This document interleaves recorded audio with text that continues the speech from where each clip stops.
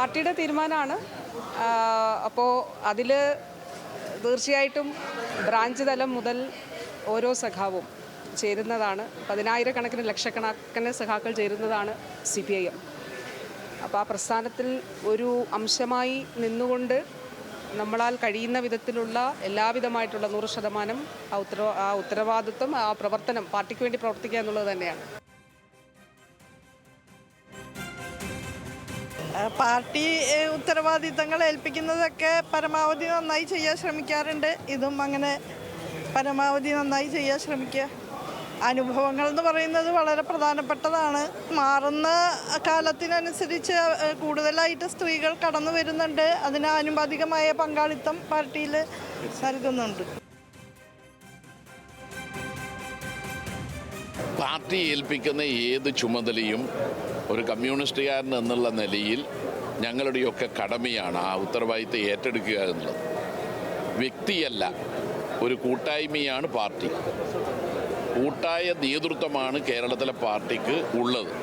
അതുകൊണ്ട് തന്നെ ഈ സമ്മേളനം കേരളത്തിലെ പാർട്ടിക്കാകെ ഒരു പുതു വെളിച്ചം പകർന്നിരിക്കുകയാണ്.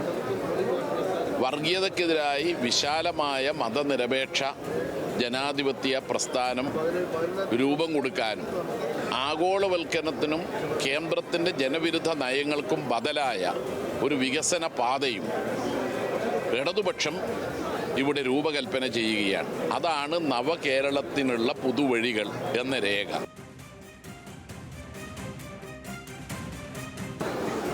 ഈ സമ്മേളനം കമ്മ്യൂണിസ്റ്റ് പാർട്ടിയുടെ ഒരു കരുത്ത് ഒന്നുകൂടി ശക്തി പ്രാപിച്ചുകൊണ്ട് മുന്നോട്ട് പോകാനുള്ള ഒരു ഇൻസ്പിരേഷൻ നൽകുന്ന സമ്മേളനമാണ്.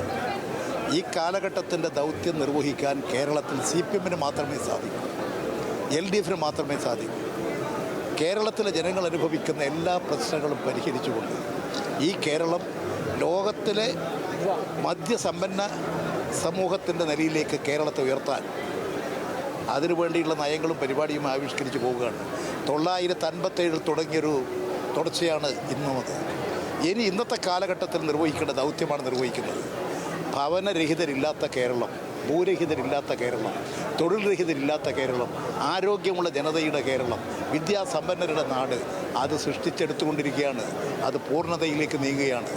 ഈ മാസം കഴിയലോടുകൂടി ഇന്ത്യയിലെ അതിദരിദ്രരില്ലാത്ത സംസ്ഥാനം കേരളമായിരിക്കും. കേരളം ഒരു വലിയ മുന്നേറ്റത്തിലേക്ക് പോവുകയാണ്. വിപ്ലവവും വികസനവും സ്വപ്നം കാണുന്ന ജനതയാണ് കേരളത്തിൽ. അപ്പോൾ അവരുടെ വിപ്ലവ സ്വപ്നങ്ങൾക്ക് വലിയ കരുത്ത് നൽകിയ പ്രസ്ഥാനമാണ് കമ്മ്യൂണിസ്റ്റ് പാർട്ടി. ആ കമ്മ്യൂണിസ്റ്റ് പാർട്ടി കേരളത്തിൻ്റെ വികസന സ്വപ്നങ്ങളുടെ പൂർണ്ണതയ്ക്ക് വേണ്ടി പ്രവർത്തിക്കാൻ പോവുകയാണ്.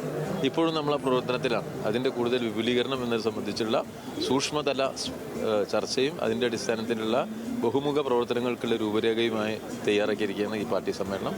നല്ല നിലയിൽ കേരളത്തിലെ ജനങ്ങൾ അതിനെ സ്വാഗതം ചെയ്യാൻ പോകും. പ്രായപരിധി നിബന്ധന വന്നപ്പോഴാണ് ശ്രീമതി ടീച്ചർ ഒഴിവായത്. അപ്പോൾ സ്വാഭാവികമായിട്ടും ഞാൻ ആ സെക്രട്ടേറിയറ്റിലേക്ക് വരികയാണ് ചെയ്തത്. ഞങ്ങൾ പാർട്ടി കേന്ദ്ര കമ്മിറ്റി അംഗങ്ങൾ സെക്രട്ടേറിയറ്റ് മെമ്പർമാരെ പോലെ തന്നെ സെക്രട്ടേറിയറ്റിൻ്റെ ഭാഗമായിട്ട് പ്രവർത്തിച്ചുകൊണ്ടിരിക്കുകയാണ്. ആ പ്രവർത്തനങ്ങളെല്ലാം തന്നെയാണ് പാർട്ടി സെക്രട്ടേറിയറ്റ് മെമ്പർ എന്നുള്ള നിലയിൽ കൂടുതൽ ഉത്തരവാദിത്വത്തോടു കൂടി പ്രവർത്തിക്കേണ്ടതായിട്ട് വരും എന്നുള്ളതാണ്.